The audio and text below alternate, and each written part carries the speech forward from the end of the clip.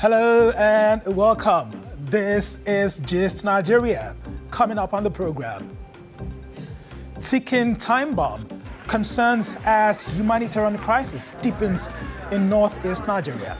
Also, in 2000, making a difference.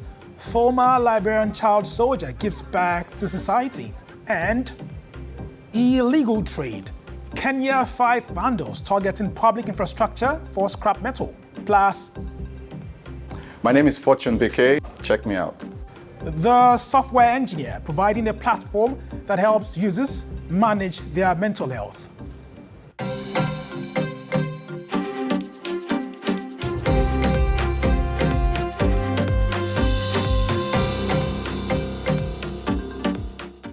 It's good to have you join us here again on Gist Nigeria from the BBC and Channels Television. And here on the program, we give fresh perspectives to stories making the rounds online. I am Uwali Fakile. Let's start with our top story. With insurgency and banditry, humanitarian crisis has risen to worrying proportions in Nigeria, especially in the northeast. The United Nations says millions of people are in need of assistance in Borno, Adamawa and Yobe states, and thousands face emergency levels of food insecurity because of extremist violence centered around the Lake Chad region. In this report, we bring you the stories of some internally displaced persons and look at what is being done to address the problem.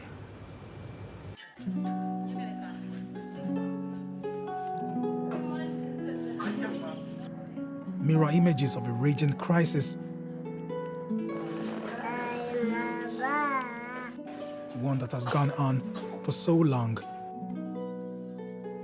Thousands killed, millions more uprooted from their homes.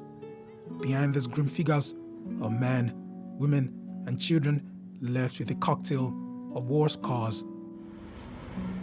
Though it seems the monster has been reined in, the ensuing humanitarian crisis rages on.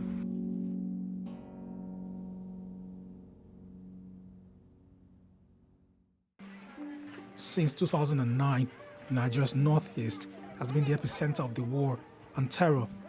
The United Nations says no fewer than 350,000 people have been killed in the region as of the end of 2020. Borno, Yobe, and Adamawa states have been worst hit. Beyond the horrifying human toll, the humanitarian crisis created by the insurgency is equally disturbing. The UN says 2.2 million people are presently displaced, with more than 8 million in need of assistance. At the core of the problem is rising food insecurity and the nutrition crisis. When you have protracted crises in communities, especially like we have in northeast Nigeria, we have in north central and in the northwest, the communities that are easy targets are often the rural communities. When you hear about attacks and all of that, it's rural communities that are predominantly agro-based or farming communities. And when you have people displaced, what does that mean? Then you don't have farmers having access to their farmlands, and it now has the ripple effect of a food crisis. This was now exacerbated by the COVID-19 lockdown, where we had a whole farming season go away, and then we can see the effect on food prices and inflation. On top of that, we're also struggling to find the resources to carry out humanitarian action. So, support to humanitarian action has dropped. We're in a competitive environment with the war in Ukraine, with the famine in East Africa, the dramatic situation in the Horn of Africa, in Somalia, for example. The upkeep of the IDPs, we have been given that responsibility, and they'll continue receiving that upkeep. Monthly basket for each household will be given to each and every one of them, and we do that every month. Every month we do that, so that crisis will not affect the IDPs. This stabilization center in Yobe State has been treating severely malnourished children in the region. Many parents here are unable to get food for their family because they are unable to farm. Health officials are doing all they can, but it doesn't seem enough. Ya fara kashi kuma yau kwanan shi 37. Idan aka hada kasan ya zama 47 ko? To, kuma ya koma haka. kuma da muka zo da yau da gobe he muna dan jin sauki da baya tsayawa ba amma yanzu yana dan tsayawa kuma ya fara murmushi haka da baya dariya to kuma da amai nan muke. This doctor says the number of cases the center attends to has almost doubled in the last 2 years.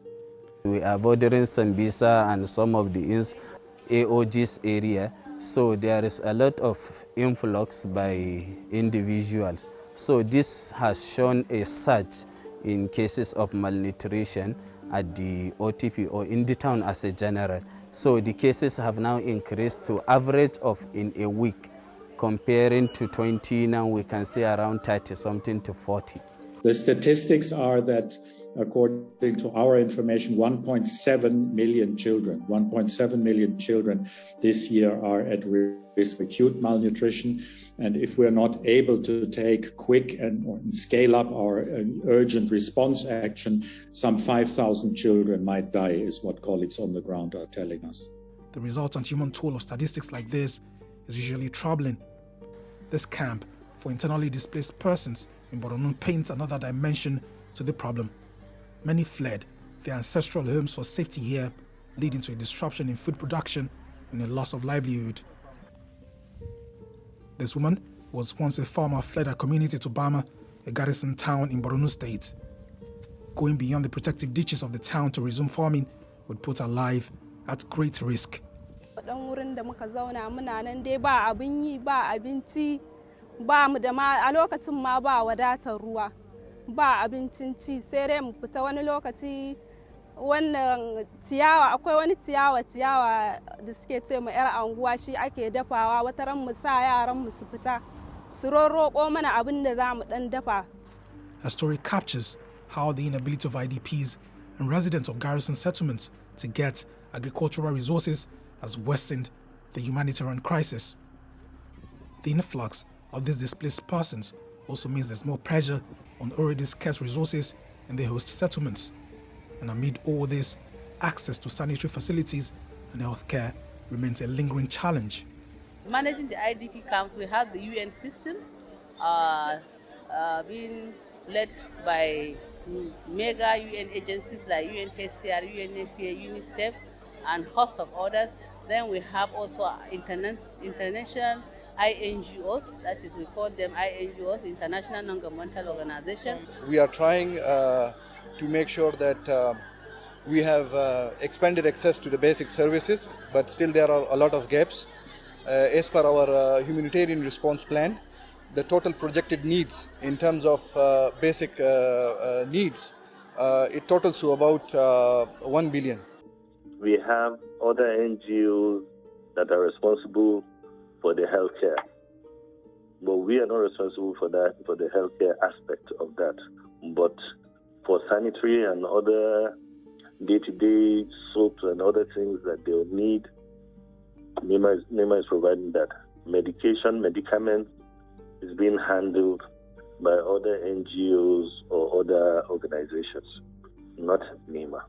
Northeast Nigeria has struggled through 12 years of conflict and instability due to the Boko Haram insurgency. Experts say the alarming humanitarian toll would worsen if urgent measures are not taken to address it. We all know that if children are not properly nourished in their early years, below 5 years, there may be long-term damage to their health. Stunting is one example. It has to be driven by policy. So policies to ensure that we're investing in agriculture, that we're empowering local farmers, that we're building local production and processing hubs for farm produce, and then making sure that we have access to market or market linkages to address the food crisis in the country. Let's do what we have to do about humanitarian support to these camps, but let's try to find a solution for people. Yes, solution is to create the conditions, the security conditions, the development conditions for them to be able to go back home in safety and dignity. We have other principles, international protocols and principles that we do observe, especially in the Kampala Convention, encapsulated in some of the section. The relocation should be dignified, should be in safety, and also should have durable solutions which you ensure that basic amenities are there, basic infrastructures are there, the functionality of the market, restoration of symbol of authority, and also the packages the government is giving is resource-consuming packages. For mothers and children like this caught up in the conflict, an end to the physical and emotional trauma cannot come soon enough.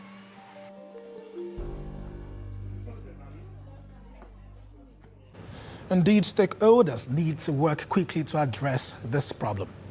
Join this conversation on Twitter. Tweet us at GistNigeria TV. We would like to hear from you.